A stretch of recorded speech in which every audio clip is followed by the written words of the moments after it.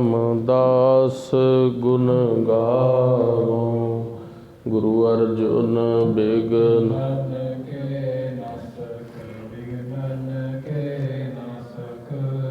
श्री हरगोबिंद शुभ सुमत प्रकाशक। श्री हर राय नमो कर जोरी कर जोरी। श्री हर कृष्ण मनाओ। गुरु तेग बहादुर वाहिगुरु परम कृपाला। श्री गुरु गोबिंद सिंह विसाला। तरो तरा तर पुन पुन सीसा। बंदो बार बार जगदीशा। एक ओंकारा सतगुरु वाहिगुरु जी की फतेह। विघ्न विनाशन सोए हमारी। बन सकै महिमा जो तिहारी। हम ना सकत कर सिफत तुम्हारी।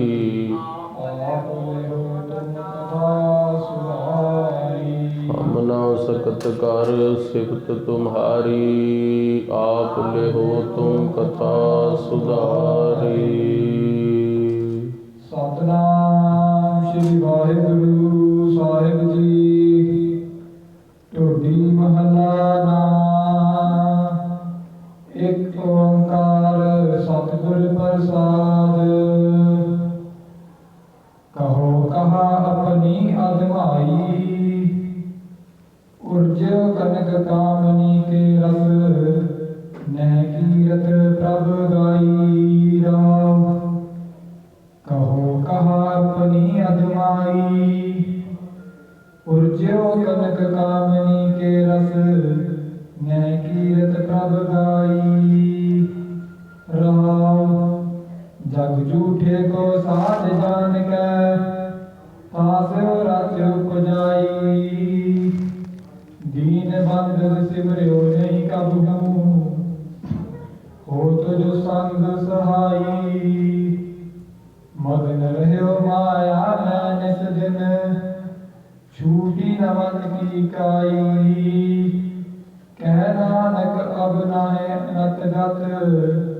बिन हर की सरनाई। मगन रहो माया में निस दिन। छुटी न मन की काई। कह नानक अब नाहे अनत गत। बिन हर की सरनाई। वाहिगुरु जी का खालसा वाहिगुरु जी की फतेह। धन धन गुरु गरीब निवाज अंतरयामी सतगुरु सच्चे पातशाह कोट ब्रह्मंडां दे साईं। धन धन धन हिंद दी चादर सतगुरु सच्चे पातशाह श्री गुरु तेग बहादुर साहब महाराज। धन धन धन शब्दावतार श्री गुरु ग्रंथ साहब महाराज सच्चे पातशाह जी दे पावन पवित्र गोद दे अंदर जुड़ मिल बैठी गुरु का खास रूप। गुरु सवारी धन धन गुरु की साध संगत जी। आप जी निता प्रति बड़े प्रेम दे नाल नौवें पातशाह जी का इतिहास ਅਤੇ ਗੁਰਬਾਣੀ ਦੀ ਕਥਾ ਸਰਵਣ ਕਰਨ ਦੇ ਲਈ ਗੁਰਦੁਆਰਾ ਪ੍ਰੀਤਨਗਰ ਸਾਹਿਬ ਵਿਖੇ ਬੜੇ ਪ੍ਰੇਮ ਨਾਲ ਇਕੱਤਰਿਤ ਹੁੰਦੇ ਹੋ।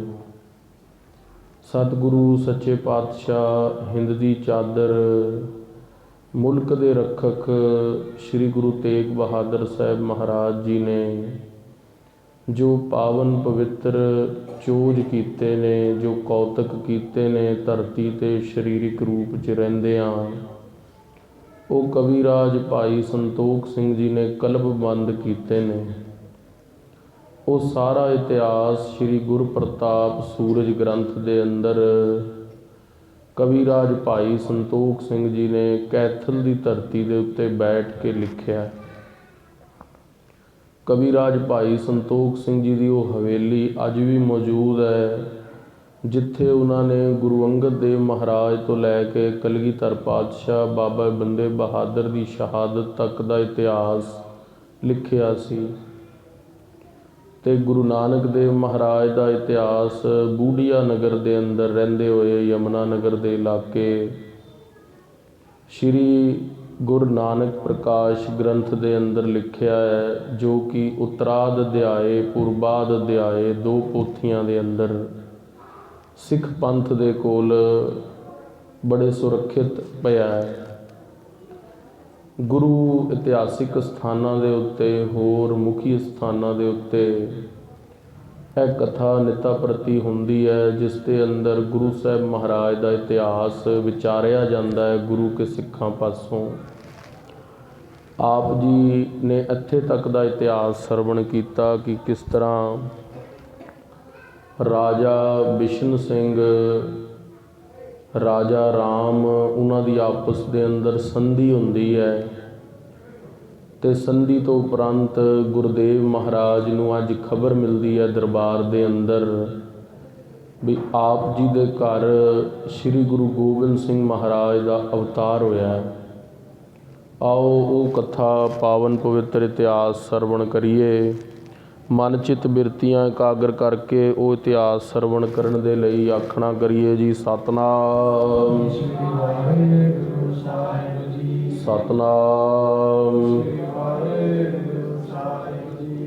ਸ਼੍ਰੀ ਗੁਰੂ ਤੇਗ ਬਹਾਦਰ ਸਾਹਿਬ ਮਹਾਰਾਜ ਸੱਚੇ ਪਾਤਸ਼ਾਹ ਜੀ ਆਪ ਜੀ ਪਿੱਛੇ ਸਰਵਣ ਕਰਕੇ ਆਏ ਹੋ ਕਿ ਗੁਰਦੇਵ ਆਪਣੇ ਪਰਿਵਾਰ ਨੂੰ ਸ਼੍ਰੀ ਪਟਨਾ ਸਾਹਿਬ ਦੀ ਧਰਤੀ ਦੇ ਉੱਤੇ ਮਾਤਾ ਗੁਜਰੀ ਜੀ ਨੂੰ ਆਪਣੇ ਮਹਿਲ, ਮਾਤਾ ਨਾਨਕੀ ਜੀ ਸਤਿਗੁਰਾਂ ਦੇ ਮਾਤਾ ਜੀ ਅਤੇ ਮਾਮਾ ਕਿਰਪਾਲ ਚੰਦ ਜੀ ਮਾਤਾ ਗੁਜਰੀ ਜੀ ਦੇ ਵੱਡੇ ਭਰਾਤਾ ਹੋਰਾਂ ਨੂੰ ਛੱਡ ਕੇ, ਸੰਗਤ ਨੂੰ ਛੱਡ ਕੇ ਆਪ ਗੁਰਦੇਵ ਅਸਾਮ ਦੀ ਧਰਤੀ 'ਤੇ ਗਏ ਨੇ।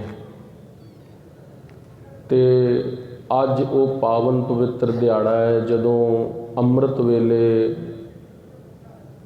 ਜਿੱਥੇ ਮਾਤਾ ਗੁਜਰੀ ਜੀ ਦੇ ਪਾਵਨ ਪਵਿੱਤਰ ਕੁੱਖ ਨੂੰ ਭਾਗ ਲੱਗੇ ਨੇ, ਸਤਿਗੁਰੂ ਦਸਵੇਂ ਪਾਤਸ਼ਾਹ ਜੀ ਦੀ ਆਮਦ ਅੰਮ੍ਰਿਤ ਵੇਲੇ ਪੋਹ ਸੁਦੀ ਸਪਤਮੀ ਸੰਨ 1666 ਈਸਵੀ ਵਿਖੇ ਸ਼੍ਰੀ ਪਟਨਾ ਸਾਹਿਬ ਦੀ ਧਰਤੀ 'ਤੇ ਹੁੰਦੀ ਹੈ। ਜਦੋਂ ਗੁਰਦੇਵ ਦਾ ਪਾਵਨ ਪਵਿੱਤਰ ਜਨਮ ਹੁੰਦਾ ਹੈ, ਉਸ ਦੇ ਬਾਰੇ ਗੁਰਦੇਵ ਨੇ ਸ਼੍ਰੀ ਬਚਿੱਤਰ ਨਾਟਕ ਦੇ ਅੰਦਰ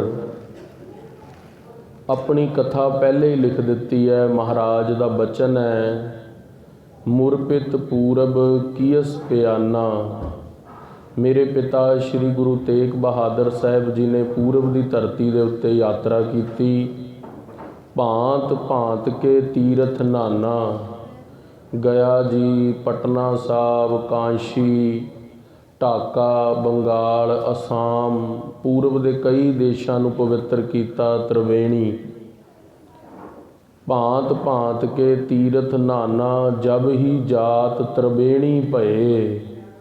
ਜਦੋਂ ਸ਼੍ਰੀ ਗੁਰੂ ਤੇਗ ਬਹਾਦਰ ਸਾਹਿਬ ਮਹਾਰਾਜ, ਮਾਤਾ ਗੁਜਰੀ ਜੀ, ਸਤਿਕਾਰਯੋਗ ਦਸਵੇਂ ਪਾਤਸ਼ਾਹ ਜੀ ਦੇ ਦਾਦੀ ਜੀ ਮਾਤਾ ਨਾਨਕੀ ਜੀ, ਸਾਰੇ ਹੀ ਸ਼੍ਰੀ ਤ੍ਰਿਵੇਣੀ ਦੀ ਧਰਤੀ 'ਤੇ ਇਲਾਹਾਬਾਦ ਪਹੁੰਚੇ। ਜਬ ਹੀ ਜਾਤ ਤ੍ਰਿਵੇਣੀ ਭਏ, ਪੁੰਨ ਦਾਨ ਦਿਨ ਕਰਤ ਬਤਏ। ਤਦੋਂ ਸਤਿਗੁਰੂ ਮਹਾਰਾਜ ਨੌਵੇਂ ਪਾਤਸ਼ਾਹ ਜੀ ਨੇ ਬਹੁਤ ਪੁੰਨ ਦਾਨ ਕੀਤਾ ਤੇ ਪਹਿਲੀ ਵਾਰੀ ਸ਼੍ਰੀ ਅਖੰਡ ਪਾਠ ਸਾਹਿਬ ਲੜੀਵਾਰ ਮਹਾਰਾਜ ਨੇ ਸ਼੍ਰੀ ਇਲਾਹਾਬਾਦ ਦੀ ਧਰਤੀ 'ਤੇ, ਜਿੱਥੇ ਮਹਾਰਾਜ ਦਾ ਨੌਵੇਂ ਪਾਤਸ਼ਾਹ ਦਾ ਸੁਸ਼ੋਭਿਤ ਗੁਰਦੁਆਰਾ ਸਾਹਿਬ ਹੈ, ਉੱਥੇ ਰਖਵਾਇਆ। ਸ਼੍ਰੀ ਗੁਰੂ ਗੋਬਿੰਦ ਸਿੰਘ ਮਹਾਰਾਜ ਜੀ ਦੀ ਆਮਦ ਦਾ ਸਤਿਗੁਰਾਂ ਨੂੰ ਪਤਾ ਸੀ ਤੇ ਮਹਾਰਾਜ ਨੇ ਦਸਵੇਂ ਪਾਤਸ਼ਾਹ ਨੇ ਲਿਖਿਆ ਹੈ, ਜਬ ਹੀ ਜਾਤ ਤ੍ਰਿਵੇਣੀ ਭਏ, ਪੁੰਨ ਦਾਨ ਦਿਨ ਕਰਤ ਬਤਏ। ਤਹੀਂ ਪ੍ਰਕਾਸ਼ ਹਮਾਰਾ ਭਇਓ, ਪਟਨਾ ਸ਼ਹਿਰ ਵਿਖੇ ਭਵ ਲਿਓ। ਸਾਡਾ ਜੋ ਮਾਤਾ ਦੇ ਉਦਰ ਦੇ ਅੰਦਰ ਆਣਾ ਹੈ, ਉਹ ਪਟਨਾ ਸਾਹਿਬ ਦੀ ਧਰਤੀ ਤੇ ਨਹੀਂ ਇਲਾਹਾਬਾਦ ਹੋਇਆ। ਤੇ ਜਿਹੜਾ ਸਾਡਾ ਜਨਮ ਹੈ ਤਹੀਂ ਪ੍ਰਕਾਸ਼ ਹਮਾਰਾ ਭਇਓ ਪ੍ਰਕਾਸ਼ ਇਲਾਹਾਬਾਦ ਹੋਇਆ। ਤਹੀਂ ਪ੍ਰਕਾਸ਼ ਹਮਾਰਾ ਭਇਓ ਪਟਨਾ ਸ਼ਹਿਰ ਵਿਖੇ ਭਵ ਲਿਓ। ਭਵ ਦਾ ਅਰਥ ਹੁੰਦਾ ਜਨਮ ਹੋਣਾ, ਬਈ ਜੋ ਸਾਡਾ ਜਨਮ ਹੈ ਉਹ ਪਟਨਾ ਸਾਹਿਬ ਦੀ ਧਰਤੀ ਤੇ ਹੋਇਆ ਹੈ। ਜਦੋਂ ਪਾਤਸ਼ਾਹ ਦਾ ਜਨਮ ਹੋਇਆ ਪਟਨਾ ਸਾਹਿਬ ਦੀ ਧਰਤੀ ਤੇ, ਉਹਦੇ ਬਾਰੇ ਕਲਗੀਧਰ ਪਾਤਸ਼ਾਹ ਨੇ ਆਪਣੀ ਕਲਮ ਨਾਲ ਆਪ ਲਿਖਿਆ ਹੈ। ਕਿਉਂਕਿ ਬਚਿੱਤਰ ਨਾਟਕ ਜੋ ਗ੍ਰੰਥ ਹੈ ਉਹ ਸਤਿਗੁਰਾਂ ਦੀ ਆਟੋਬਾਇਓਗ੍ਰਾਫੀ ਹੈ।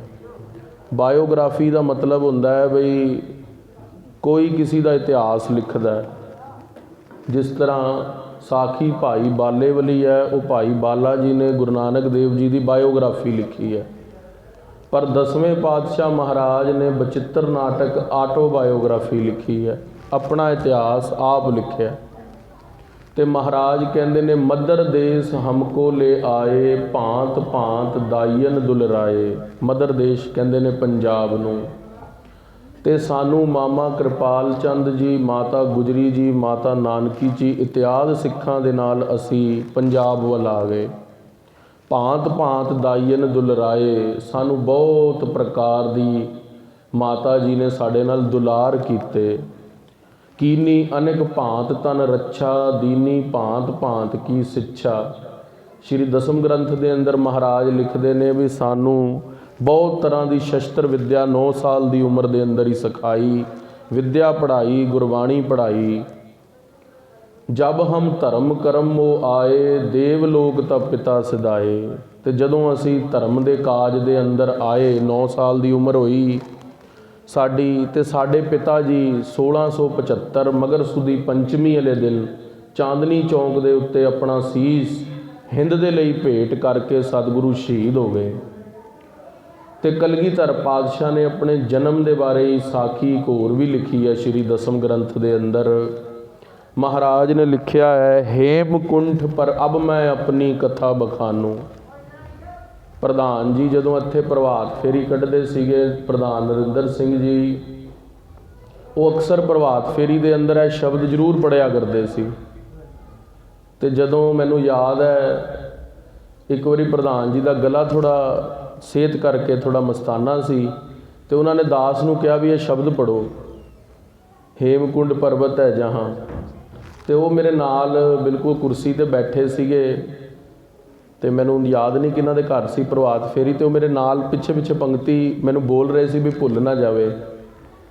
ਤੇ ਮੈਨੂੰ ਉਹ ਸ਼ਬਦ ਤਦੋਂ ਉਹਨਾਂ ਨੇ ਕੰਠ ਕਰਵਾਇਆ ਸੀ, ਉਹਨਾਂ ਨੇ ਕਿਰਪਾ ਕੀਤੀ ਸੀ। ਤੇ ਦਸਵੇਂ ਪਾਤਸ਼ਾਹ ਮਹਾਰਾਜ ਲਿਖਦੇ ਨੇ, ਅਬ ਮੈਂ ਆਪਣੀ ਕਥਾ ਬਖਾਨੂ। ਹੁਣ ਅਸੀਂ ਆਪਣੀ ਕਥਾ ਲਿਖਦੇ ਹਾਂ।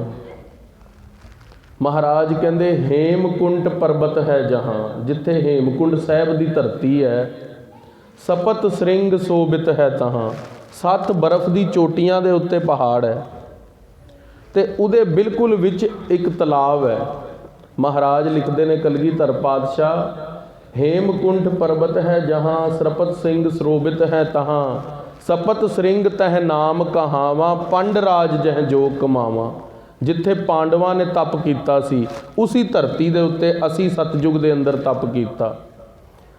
ਸਪਤ ਸ੍ਰਿੰਗ ਤਹ ਨਾਮ ਕਹਾਵਾਂ, ਪੰਡ ਰਾਜ ਜਹ ਜੋਗ ਕਮਾਵਾਂ, ਤੇਹ ਹਮ ਅਧਿਕ ਤਪੱਸਿਆ ਸਾਧੀ, ਮਹਾਕਾਲ ਕਾਲਿਕਾ ਰਾਧੀ। ਤੇ ਉਸ ਜਗ੍ਹਾ ਦੇ ਉੱਤੇ ਅਸੀਂ ਤਪ ਕੀਤਾ, ਮਹਾਕਾਲ ਕਾਲਿਕਾ ਨੂੰ ਆਰਾਧਿਆ, ਅਕਾਲ ਪੁਰਖ ਵਾਹਿਗੁਰੂ ਨੂੰ ਧਿਆਇਆ। ਇਹ ਬਿਦ ਕਰਤ ਤਪੱਸਿਆ ਭਇਓ, ਦਵੈ ਤੇ ਏਕ ਰੂਪ ਹੋਵੇ ਗਇਓ। ਕਹਿੰਦੇ ਇੰਨੀ ਭਾਰੀ ਕਲਗੀਧਰ ਪਾਤਸ਼ਾਹ ਕਹਿੰਦੇ ਅਸੀਂ ਤਪੱਸਿਆ ਕੀਤੀ, 2 ਰੂਪ ਸੀਗੇ। ਗੁਰੂ ਗੋਬਿੰਦ ਸਿੰਘ ਮਹਾਰਾਜ ਕਹਿੰਦੇ ਇੱਕ ਮੈਂ ਦੁਸ਼ਟ ਦਮਨ ਆਇਆ, ਤੇ ਇੱਕ ਅਕਾਲ ਪੁਰਖ ਵਾਹਿਗੁਰੂ ਆਇਆ। ਇੰਨੀ ਭਾਰੀ ਤਪੱਸਿਆ ਕੀਤੀ ਕਿ ਦਵੈ ਤੇ ਏਕ ਰੂਪ ਹੋਵੇ ਗਇਓ, 2 ਤੋਂ 1 ਰੂਪ ਹੋ ਗਿਆ। ਤੂੰ ਕਰਤਾ ਤੂੰ ਹੁਆ, ਮੁਝ ਮੈਂ ਭਇਆ ਨਾ ਹੂੰ। 2 ਜਪ ਰਹੇ ਸੀ, ਤੂੰ ਕਰਦੇ ਤੂੰ ਹੀ ਹੋ ਗਏ। ਤਾਤ ਮਾਤ ਮੁਰ ਅਲਖ ਅਰਾਧਾ, ਬਹੁ ਬਿਦ ਜੋਗ ਸਾਧਨਾ ਸਾਧਾ। ਕਹਿੰਦੇ ਸਾਡੇ ਪਿਤਾ ਗੁਰਦੇਵ 9ਵੇਂ ਪਾਤਸ਼ਾਹ ਨੇ, ਤੇ ਮਾਤਾ ਗੁਜਰੀ ਜੀ ਨੇ ਬਕਾਲਾ ਸਾਹਿਬ ਤਪ ਕੀਤਾ 26 ਸਾਲ 9 ਮਹੀਨੇ ਤੇ 13 ਦਿਨ। ਤਾਤ ਮਾਤ ਮੁਰ ਅਲਖ ਅਰਾਧਾ, ਬਹੁ ਬਿਦ ਜੋਗ ਸਾਧਨਾ ਸਾਧਾ। ਤਿਨ ਜੋ ਕਰੀ ਅਲਖ ਕੀ ਸੇਵਾ ਤਾਂ ਤੇ ਭਏ ਪ੍ਰਸੰਨ ਗੁਰਦੇਵਾ। ਕਹਿੰਦੇ ਜਦੋਂ ਇੰਨੀ ਸੇਵਾ ਕੀਤੀ ਨੌਵੇਂ ਪਾਤਸ਼ਾਹ ਨੇ ਤੇ ਗੁਰਦੇਵ ਅਕਾਲ ਪੁਰਖ ਵਾਹਿਗੁਰੂ ਪ੍ਰਸੰਨ ਹੋ ਗਏ ਤੇ ਪ੍ਰਸੰਨ ਹੋ ਕੇ ਸਾਨੂੰ ਵਰ ਦਿੱਤਾ। ਨੌਵੇਂ ਪਾਤਸ਼ਾਹ ਨੂੰ ਜੋ ਸਮੁੰਦ ਰਿਸ਼ੀ ਦੇ ਰੂਪ ਦੇ ਅੰਦਰ ਪਿਛਲੇ ਜਨਮ ਵਿੱਚ ਤਪ ਕੀਤਾ, ਉਹ ਸਾਰੀ ਕਥਾ ਦਸਵੇਂ ਪਾਤਸ਼ਾਹ ਦੇ ਅਵਤਾਰ ਦੀ ਵਿਸਥਾਰ ਦੇ ਅੰਦਰ ਵੀ ਆਉਂਦੀ ਹੈ ਸ਼੍ਰੀ ਗੁਰਪ੍ਰਤਾਪ ਸੂਰਜ ਗ੍ਰੰਥ ਦੇ ਅੰਦਰ। ਤਾਤ ਮਾਤ ਮੁਰਲ ਖਰਾਦਾ ਬਹੁਬਿਦ ਜੋਗ ਸਾਧਨਾ ਸਾਦਾ ਤਿਨ ਜੋ ਕਰੀ ਅਲਖ ਕੀ ਸੇਵਾ ਤਾਂ ਤੇ ਭਏ ਪ੍ਰਸੰਨ ਗੁਰਦੇਵਾ। ਤਿਨ ਪ੍ਰਭ ਜਬ ਆਇਸ ਮੋਹ ਦੀਆ ਤਬ ਹਮ ਜਨਮ ਗਲੂ ਮੈਂ ਲੀਆ। ਅਕਾਲ ਪੁਰਖ ਆਇਸ ਕਹਿੰਦੇ ਨੇ ਆਗਿਆ ਨੂੰ। ਅਕਾਲ ਪੁਰਖ ਵਾਹਿਗੁਰੂ ਜੀ ਨੇ ਸਾਨੂੰ ਆਗਿਆ ਦਿੱਤੀ, ਤਦੋਂ ਅਸੀਂ ਆਪਣਾ ਜਿਹੜਾ ਅਵਤਾਰ ਹੈ ਕਲਯੁਗ ਦੇ ਅੰਦਰ ਲਿਆ। ਅਗਲੀ ਪੰਕਤੀ 'ਚ ਮਹਾਰਾਜ ਲਿਖਦੇ ਨੇ ਚਿੱਤ ਨਾ ਭਇਓ ਹਮਰੋ ਆਵਨ ਕੈ। ਸਾਡਾ ਦਿਲ ਨਹੀਂ ਕਰਦਾ ਸੀ ਧਰਤੀ ਦੇ ਉੱਤੇ ਆ ਕੇ ਰੰਗ ਤਮਾਸ਼ੇ ਦੇਖਣ ਦਾ। ਚਿੱਤ ਨਾ ਭਇਓ ਹਮਰੋ ਆਵਨ ਕੈ ਚੁਭੀ ਰਹੀ ਸੁਰਤ ਪ੍ਰਭ ਚਰਨਨ ਮੈਂ ਜਿਉ ਤੋ ਪ੍ਰਭ ਹਮਕੋ ਸਮਝਾਇਓ ਇਮ ਕਹਿ ਕੇ ਲੋਕ ਪਠਾਇਓ। ਕਹਿੰਦੇ ਪਰ ਮਹਾਰਾਜ ਦੀ ਆਗਿਆ ਮੰਨ ਕੇ, ਵਾਹਿਗੁਰੂ ਦੀ ਆਗਿਆ ਮੰਨ ਕੇ ਅਸੀਂ ਧਰਤੀ ਤੇ ਪੋਹ ਸੁਦੀ ਸਪਤਮੀ 1666 ਨੂੰ ਮਾਤਾ ਗੁਜਰੀ ਜੀ ਦੀ ਕੁੱਖ ਤੋਂ ਅਵਤਾਰ ਧਾਰਿਆ। ਸਾਡਾ ਚਿੱਤ ਨਹੀਂ ਕਰ ਰਿਹਾ ਸੀ ਆਉਣ ਦਾ, ਪਰ ਮਹਾਰਾਜ ਨੇ ਜੋ ਸਾਡੀ ਡਿਊਟੀ ਲਗਾਈ, ਧਰਮ ਚਲਾਵਨ ਸੰਤ ਉਬਾਰਨ ਦੁਸ਼ਟ ਸਬਨ ਕੋ ਮੂਲ ਪਛਾਰਨ। ਸੰਤਾਂ ਨੂੰ ਉਬਾਰਨ ਦੇ ਲਈ, ਦੁਸ਼ਟਾਂ ਨੂੰ ਮਾਰਨ ਦੇ ਲਈ ਤੇ ਧਰਤੀ ਦੇ ਉੱਤੇ ਧਰਮ ਦਾ ਪ੍ਰਚਾਰ ਕਰਨ ਦੇ ਲਈ ਸਾਡਾ ਅਵਤਾਰ ਹੋਇਆ ਸੀ। ਜੋ ਤੋ ਪ੍ਰਭ ਹਮਕੋ ਸਮਝਾਇਓ। ਜਿਸ ਤਰ੍ਹਾਂ ਅਕਾਲ ਪੁਰਖ ਵਾਹਿਗੁਰੂ ਨੇ ਸਾਡੀ ਡਿਊਟੀ ਲਾਈ ਸੀ ਨਾ, ਅਸੀਂ ਉਸ ਤਰ੍ਹਾਂ ਹੀ ਧਰਤੀ ਤੇ ਆ ਕੇ ਕੀਤਾ। ਕੁਝ ਆਪਣੀ ਤਰਫੋਂ ਐਡ ਸਬਟਰੈਕਟ ਨਹੀਂ ਕੀਤਾ। ਐ ਨਹੀਂ ਵੀ ਮਹਾਰਾਜ ਨੇ ਆਪਣਾ ਨਾਮ ਜਪਾਇਆ। ਮਹਾਰਾਜ ਨੇ ਆਪਣੀ ਬਾਣੀ 'ਚ ਇੱਥੇ ਤੱਕ ਲਿਖ ਦਿੱਤਾ, ਜੋ ਹਮਕੋ ਪਰਮੇਸ਼ਵਰ ਉਚਰਹਿ ਤੇ ਸਭ ਨਰਕ ਕੁੰਟ ਮੈਂ ਪਰ ਹੈ। ਜਿਹੜੇ ਸਾਨੂੰ ਪਰਮੇਸ਼ਵਰ ਕਹਿਣਗੇ ਉਹ ਨਰਕ ਕੁੰਟ ਜਾਣਗੇ। ਮਹਾਰਾਜ ਨੇ ਨਿਮਰਤਾ ਪੱਖੋਂ ਕਿਹਾ, ਪਰ ਗੁਰਦੇਵ ਮਹਾਰਾਜ ਨੂੰ ਤਾਂ ਅਸੀਂ ਅਕਾਲ ਪੁਰਖ ਵਾਹਿਗੁਰੂ ਦਾ ਸੁੱਤ ਕਰਕੇ ਹੀ, ਪਰਮੇਸ਼ਵਰ ਕਰਕੇ ਹੀ ਧਿਆਉਣਾ ਹੈ। ਸੋ ਰਹੋ ਵਿਚਾਰ, ਮਾਤਾ ਗੁਜਰੀ ਜੀ ਦੇ ਪਾਵਨ ਪਵਿੱਤਰ ਉਦਰ ਤੋਂ ਪੋਹ ਸੁਦੀ ਸਪਤਮੀ ਨੂੰ ਕਲਗੀਧਰ ਪਾਤਸ਼ਾਹ ਦਾ ਅਵਤਾਰ ਹੁੰਦਾ ਹੈ। ਤੇ ਜਿਸ ਤਰ੍ਹਾਂ ਹੀ ਅਵਤਾਰ ਹੁੰਦਾ ਹੈ, ਮਹਾਰਾਜ ਕੋਲ ਵੀ ਚਿੱਠੀ ਪਹੁੰਚਦੀ ਹੈ ਅਸਾਮ ਦੀ ਧਰਤੀ ਤੇ ਪਰ ਅਸਾਮ ਦੀ ਧਰਤੀ ਤੇ ਪ੍ਰਚਾਰ ਤੇ ਪ੍ਰਸਾਰ ਦਾ ਕੰਮ ਰਹਿ ਰਿਹਾ ਹੁੰਦਾ ਹੈ। ਹੁਣ ਜੇ ਪਿਓ ਨੂੰ ਪਤਾ ਲੱਗੇ ਘਰ ਪੁੱਤਰ ਹੋਇਆ ਤੇ ਪਿਓ ਭੱਜਿਆ ਜਾਵੇ, ਪਰ ਗੁਰਦੇਵ ਮਹਾਰਾਜ 4 ਸਾਲ ਗੁਰੂ ਗੋਬਿੰਦ ਸਿੰਘ ਮਹਾਰਾਜ ਨੂੰ ਮਿਲੇ ਨਹੀਂ। ਉੱਥੇ ਹੀ ਪ੍ਰਚਾਰ ਦਾ, ਸਿੱਖੀ ਦਾ ਕੰਮ ਸੰਭਾਲਿਆ ਪੂਰਬ ਦੇਸ਼ ਦੇ ਅੰਦਰ। ਉਧਰੋਂ ਦੂਜੇ ਪਾਸੇ ਪਟਨਾ ਸਾਹਿਬ ਦੀ ਧਰਤੀ ਤੇ ਜਦੋਂ ਮਹਾਰਾਜ ਦੀ ਆਮਦ ਹੁੰਦੀ ਹੈ ਤੇ ਕੜਾਮ ਨਗਰ ਦਾ ਬੈਠਾ ਭੀਖਣ ਸ਼ਾਹ ਪੀਰ ਸ਼੍ਰੀ ਗੁਰੂ ਗੋਬਿੰਦ ਸਿੰਘ ਮਹਾਰਾਜ ਦੇ ਅਵਤਾਰ ਦਾ ਅੰਮ੍ਰਿਤ ਵੇਲੇ ਪਤਾ ਲੱਗਦਾ ਹੈ। ਤੇ ਤੁਹਾਨੂੰ ਪਤਾ ਹੈ ਮੁਸਲਮਾਨ ਵੀਰ ਪੱਛਮ ਵੱਲ ਨਮਾਜ਼ ਪੜ੍ਹਦੇ ਹੋਏ ਸਜਦਾ ਕਰਦੇ ਨੇ, ਪਰ ਉਸ ਦਿਨ ਉਹਨਾਂ ਨੇ ਕੀ ਕੀਤਾ, ਜਿਹੜਾ ਆਪਣੀ ਨਮਾਜ਼ ਪੜ੍ਹੀ ਉਹ ਪੂਰਬ ਵੱਲ ਪੜ੍ਹ ਦਿੱਤੀ ਤੇ ਸਜਦਾ ਵੀ ਪੂਰਬ ਵੱਲ ਕਰ ਦਿੱਤਾ। ਕੋਲ ਬੈਠੇ ਸੇਵਾਦਾਰਾਂ ਨੇ, ਚੇਲਿਆਂ ਨੇ ਕਿਹਾ ਸ਼ਾਇਦ ਪੀਰ ਜੀ ਦੀ ਉਮਰ ਵਡੇਰੀ ਹੋ ਗਈ ਹੈ, ਤਾਂ ਉਹਨਾਂ ਨੇ ਇੱਧਰ ਨੂੰ ਸਜਦਾ ਅਦਾ ਕੀਤਾ। ਪਰ ਉੱਥੇ ਫੇਰ ਨੌਵੇਂ ਪਾਤਸ਼ਾਹ ਮਹਾਰਾਜ ਦੇ ਸੁੱਤ ਗੁਰੂ ਗੋਬਿੰਦ ਸਿੰਘ ਮਹਾਰਾਜ ਦਾ ਧਿਆਨ ਧਰਦੇ ਹੋਏ, ਪਤਾ ਨਹੀਂ ਅਜੇ ਕਿਹਨਾਂ ਦੀ ਆਮਦ ਹੋਈ ਹੈ, ਤੇ ਚੇਲਿਆਂ ਨੇ ਪੁੱਛਿਆ ਪੀਰ ਜੀ ਅੱਜ ਕੀ ਗੱਲ ਪੱਛਮ ਵੱਲ ਨਹੀਂ ਸਜਦਾ ਕੀਤਾ, ਪੂਰਬ ਵੱਲ ਕੀਤਾ ਹੈ?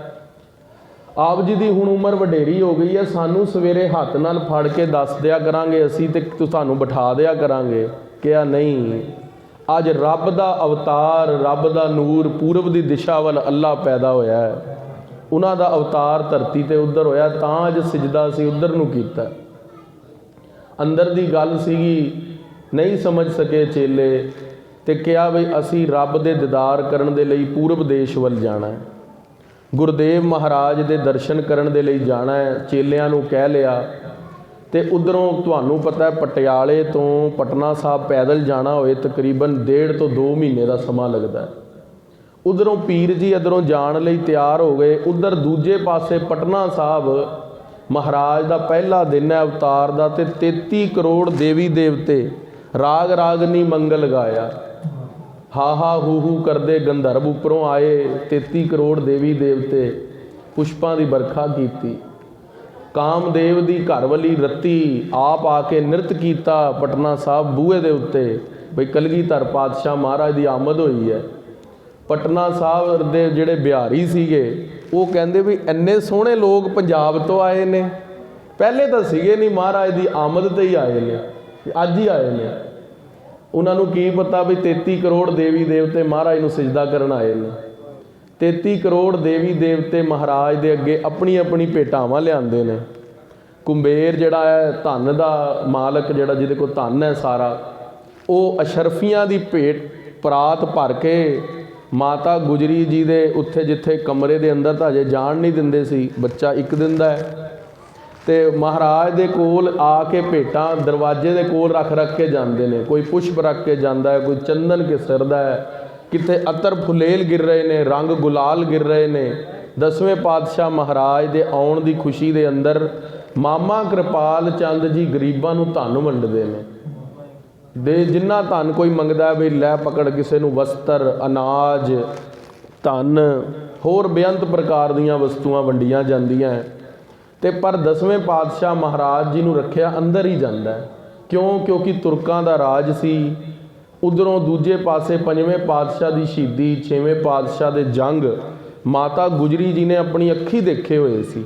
ਇਸ ਕਰਕੇ ਵੀ ਮਾਤਾ ਗੁਜਰੀ ਜੀ ਕਲਗੀਧਰ ਪਾਤਸ਼ਾਹ ਮਹਾਰਾਜ ਦੇ ਬਾਹਰ ਜਾਣੇ ਤੋਂ ਥੋੜ੍ਹਾ ਜਿਹਾ ਗੁਰੇਜ਼ ਕਰਦੇ ਸੀ ਵੀ ਮਹਾਰਾਜ ਨੂੰ ਬਾਹਰ ਨਾ ਕੱਢਿਆ ਜਾਏ, ਕਿਉਂਕਿ ਉਹ ਤਾਂ ਬਾਲਕ ਰੂਪ ਕਰਕੇ ਜਾਣਦੇ ਨੇ, ਪਰ ਮਹਾਰਾਜ ਤਾਂ ਅਵਤਾਰ ਨੇ। ਉਧਰ ਕਲਗੀਧਰ ਪਾਤਸ਼ਾਹ ਮਹਾਰਾਜ ਦੀ ਜਿਵੇਂ ਥੋੜ੍ਹੇ ਥੋੜ੍ਹੇ ਦਿਨ ਵੱਧਦੇ ਨੇ, ਸਾਰਾ ਪਟਨਾ ਸਾਹਿਬ ਵਧਾਈ ਦੇਣ ਆਉਂਦਾ ਮਹਾਰਾਜ ਨੂੰ।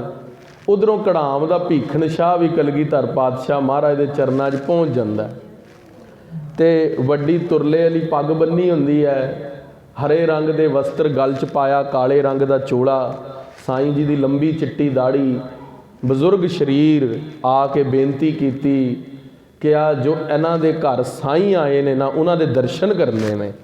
ਉਹ ਬੜੇ ਹੈਰਾਨ ਹੋਏ ਵੀ ਸਾਈਂ, ਕਹਿੰਦੇ ਜਿਨ੍ਹਾਂ ਦਾ ਅਵਤਾਰ ਹੋਇਆ ਉਹਨਾਂ ਦੇ ਦਰਸ਼ਨ ਕਰਨੇ ਨੇ।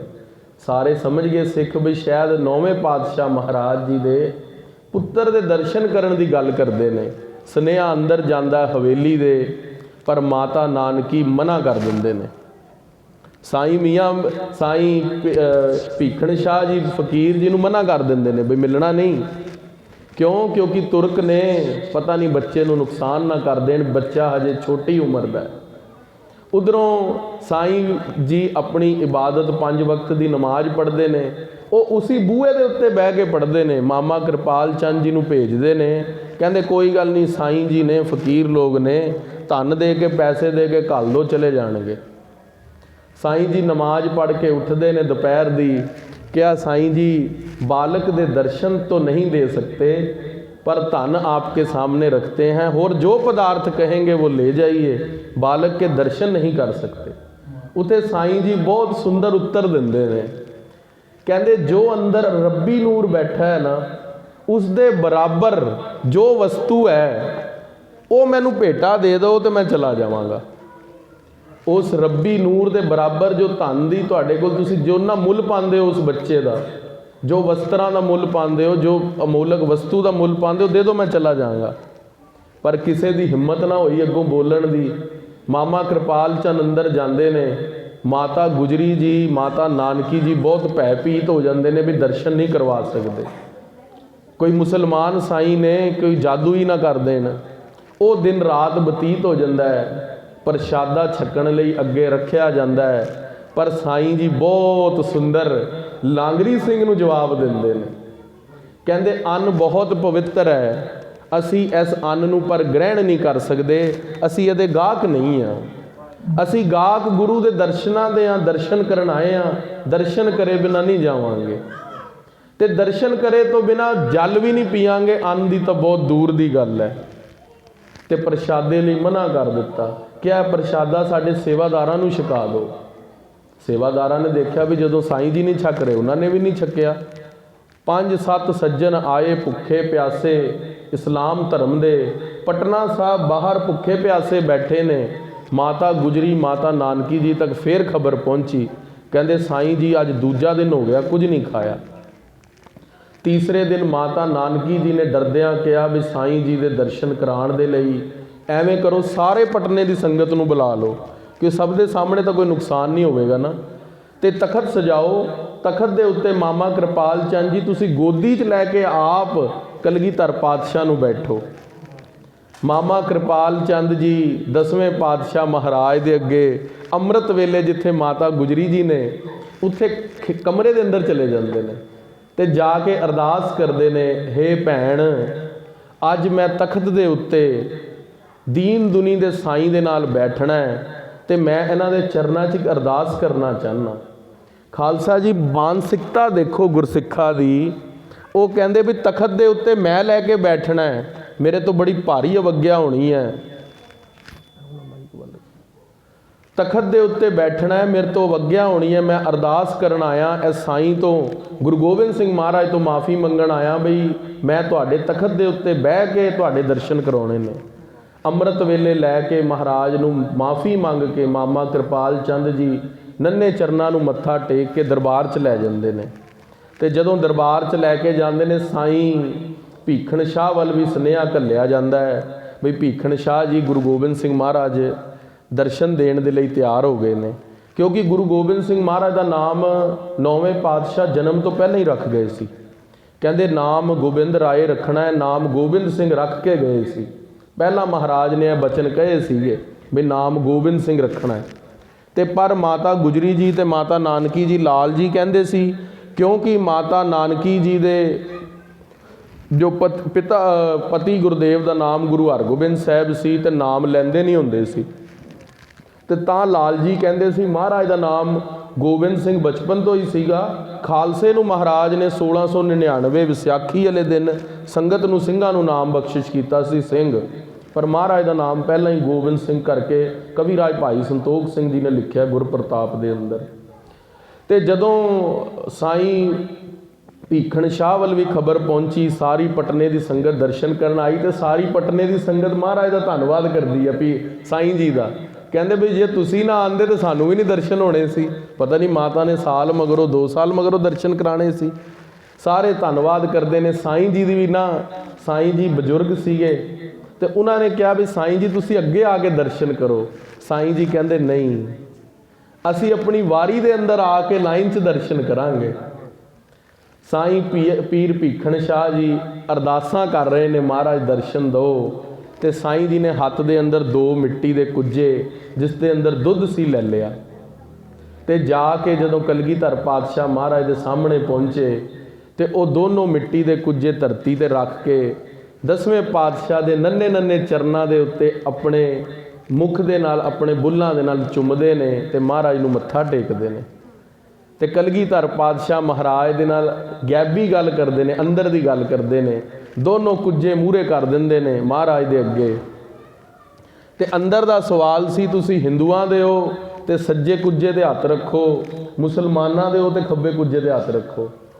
ਤੇ ਸਾਈਂ ਮੀਆਂ ਮੀਰ ਜੀ ਵਾਹਿਗੁਰੂ ਸਾਈਂ ਭੀਖਣ ਸ਼ਾਹ ਜੀ ਦੇ ਅੱਗੇ ਜਦੋਂ ਦੋਨੋਂ ਕੁੱਜੇ ਮਹਾਰਾਜ ਨੇ ਉਹਨਾਂ ਦੇ ਉੱਤੇ ਐਡਾ ਭਾਰ ਪਾ ਦਿੱਤਾ ਨੰਨੇ ਹੱਥਾਂ ਦੇ ਨਾਲ, ਜੇ ਸਾਈਂ ਜੀ ਤੋਂ ਸਾਂਭਿਆ ਨਾ ਗਿਆ ਵੀ ਪੂਰੀ ਧਰਤੀ ਦਾ ਭਾਰ ਮਹਾਰਾਜ ਨੇ ਜਿਵੇਂ ਪਾ ਦਿੱਤਾ ਹੋਏ। ਕਲਗੀਧਰ ਪਾਤਸ਼ਾਹ ਮਹਾਰਾਜ ਦਾ ਚੋਜ ਦੇਖ ਕੇ ਪੀਰ ਭੀਖਣ ਸ਼ਾਹ ਜੀ ਦੇ ਨੇਤਰਾਂ 'ਚੋਂ ਜਲ ਵਹਿ ਪਿਆ। ਮਹਾਰਾਜ ਨੇ ਦੇਖਿਆ ਵੀ ਨਿਮਰਤਾ ਕਰਕੇ ਆਏ ਨੇ, ਹਉਮੈ ਕਰਕੇ ਨਹੀਂ। ਕਲਗੀਧਰ ਪਾਤਸ਼ਾਹ ਮਹਾਰਾਜ ਨੇ ਦੋਨੋਂ ਹੱਥਾਂ ਤੋਂ ਭਾਰ ਚੱਕ ਕੇ ਕੋਮਲ ਹੱਥ ਰੱਖ ਲਏ ਬਈ ਅਸੀਂ ਹਿੰਦੂਆਂ ਦੇ ਵੀ ਹਾਂ ਤੇ ਮੁਸਲਮਾਨਾਂ ਦੇ ਵੀ ਹਾਂ। ਗੁਰੂ ਨਾਨਕ ਸਾਹਿਬ ਦਾ ਜੋ ਸਿਧਾਂਤ ਸੀਗਾ ਕਿ ਹਿੰਦੂ ਮੁਸਲਮਾਨ ਦੋਨੋਂ ਦਰਗਾਹ ਅੰਦਰ ਲੈਣ ਨਾ ਢੋਈ, ਸ਼ੁਭ ਅਮਲਾ ਬਾਜੋ ਦੋਨੋਂ ਰੋਈ। ਬਈ ਜਿਹੜੇ ਸ਼ੁਭ ਅਮਲ ਨਹੀਂ ਨਾ ਜਿਸ ਵਿੱਚ ਹੋਣਗੇ ਉਹ ਬੰਦਾ ਧਰਤੀ ਤੇ ਰੋਏਗਾ, ਪਰ ਅਸੀਂ ਹਿੰਦੂਆਂ ਦੇ ਵੀ ਹਾਂ ਤੇ ਮੁਸਲਮਾਨਾਂ ਦੇ ਵੀ ਹਾਂ। ਸਾਈਂ ਮੀਆਂ ਮੀਰ ਜੀ ਨੂੰ ਭਵਿੱਖ ਦਾ ਸਮਾਂ ਦਿਖਾਇਆ ਬਈ ਅਸੀਂ ਹਿੰਦੂ ਧਰਮ ਦੀ ਰਾਖੀ ਦੇ ਲਈ 9ਵੇਂ ਜਾਮੇ 'ਚ ਆਪਣੇ ਪਿਤਾ ਦਾ ਸੀਸ ਵਾਰਾਂਗੇ ਤੇ 10ਵੇਂ ਜਾਮੇ ਦੇ ਅੰਦਰ ਤੁਰਕਾਂ ਨੂੰ ਬਹਾਦਰ ਸ਼ਾਹ ਜ਼ਫਰ ਨੂੰ ਰਾਜ ਵੀ ਦਿਵਾਵਾਂਗੇ। ਉਹ ਮਹਾਰਾਜ ਭੀਖਣ ਸ਼ਾਹ ਜੀ ਨੂੰ ਕਹਿੰਦੇ ਨੇ, ਉਹਨਾਂ ਨੂੰ ਦਰਸ਼ਨ ਦਿੰਦੇ ਨੇ, ਨਿਹਾਲ ਕਰਦੇ ਨੇ। ਕਲਗੀਧਰ ਪਾਤਸ਼ਾਹ ਮਹਾਰਾਜ ਦਾ ਇੱਥੇ ਤੱਕ ਦਾ ਅਵਤਾਰ ਦਾ ਇਤਿਹਾਸ ਜੋ ਅੱਜ ਦੇ ਪ੍ਰਸੰਗ ਦੇ ਅੰਦਰ ਆਇਆ। ਆਓ ਅੱਜ 9ਵੇਂ ਪਾਤਸ਼ਾਹ ਮਹਾਰਾਜ ਦੀ ਅੱਗੇ ਬਾਣੀ ਦੀ ਕਥਾ।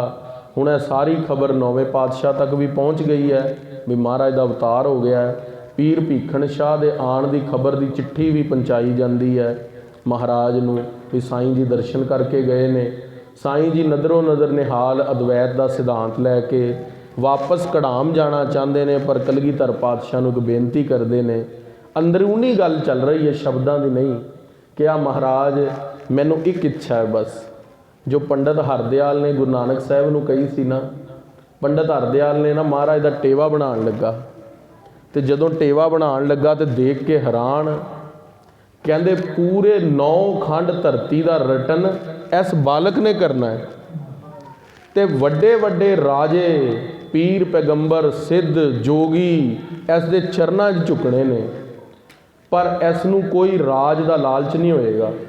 ਜਦੋਂ ਟੇਵਾ ਬਣਾ ਰਿਹਾ ਸੀ ਪੰਡਤ, ਉਹਦੇ ਹੋਸ਼ ਉੜ ਗਏ ਵੀ ਐਸਾ ਬਾਲਕ ਅਸੀਂ ਜ਼ਿੰਦਗੀ 'ਚ ਕਦੇ, ਮੈਂ ਤੇ ਧੰਨ ਹੋ ਗਿਆ ਬਾਲਕ ਦੇ ਦਰਸ਼ਨ ਕਰਕੇ। ਉਹ ਟੇਵੇ ਤੋਂ ਹੀ ਪਹਿਲੀ ਵਾਰੀ ਫਿਰ ਗੁਰੂ ਅੰਗਦ ਦੇਵ ਜੀ ਨੇ ਸਾਖੀ ਭਾਈ ਬਾਲੇ ਵਾਲੀ ਲਿਖਵਾਈ ਸੀ। ਉਹ ਵਿਸ਼ਾ ਨਹੀਂ ਅੱਜ ਕਥਾ ਦਾ। ਸ਼੍ਰੀ ਗੁਰੂ ਨਾਨਕ ਦੇਵ ਮਹਾਰਾਜ ਜੀ ਦਾ ਜਿਵੇਂ ਟੇਵਾ ਲਿਖਿਆ ਗਿਆ ਸੀ ਨਾ, ਉਵੇਂ ਹੀ ਕਲਗੀਧਰ ਪਾਤਸ਼ਾਹ ਮਹਾਰਾਜ ਦਾ ਵੀ ਜਦੋਂ ਟੇਵਾ ਤਿਆਰ ਹੋਇਆ ਸੀ ਤੇ ਉਸ ਟੇਵੇ ਦੇ ਅੰਦਰ ਇਹ ਗੱਲ ਲਿਖੀ ਗਈ ਸੀ ਬਈ ਇਹਨਾਂ ਵਰਗਾ ਪ੍ਰਤਾਪੀ ਗੁਰੂ ਧਰਤੀ ਦੇ ਉੱਤੇ ਕੋਈ ਨਹੀਂ ਹੋਵੇਗਾ। ਪਰ ਪੰਡਤ ਨੇ ਇੱਕ ਗੱਲ ਕਹੀ, ਮਾਤਾ ਜੀ ਸਾਰਾ ਕੁਝ ਠੀਕ ਹੈ, ਤੁਹਾਡੇ ਪੁੱਤਰ ਦੇ ਹੱਥ 'ਚ ਚੌਰ ਸਾਹਿਬ ਵੀ ਬਣਿਆ ਹੋਇਆ ਹੈ, ਕਿਰਪਾਨ ਵੀ ਬਣੀ ਹੋਈ ਹੈ, ਰਾਜ ਵੀ ਕਰੇਗਾ ਤੇ ਸਿਰ ਦੇ ਉੱਤੇ ਚੌਰ ਵੀ ਝੂਲਣਗੇ, ਰਾਜਿਆਂ ਵਰਗਾ ਠਾਠ ਹੋਵੇਗਾ। ਪਰ ਇੱਕ ਗੱਲ ਹੈ, ਜੇ ਤੁਸੀਂ ਬੁਰਾ ਨਾ ਮੰਨੋ ਤੇ ਕਹਿ ਦੇਵਾਂ। ਮਾਤਾ ਕਹਿੰਦੀ ਖੁੱਲ੍ਹ ਕੇ ਕਹੋ। ਕਿਹਾ ਮਾਤਾ ਤੇਰਾ ਪੁੱਤਰ ਜੰਗੀ ਹੋਵੇਗਾ, ਫੌਜਾਂ ਰੱਖੇਗਾ, ਘੋੜੇ ਰੱਖੇਗਾ, ਸਾਰੀ ਉਮਰ ਜੰਗ ਜੁੱਧ ਹੀ ਲੜਦਾ ਰਹੇਗਾ।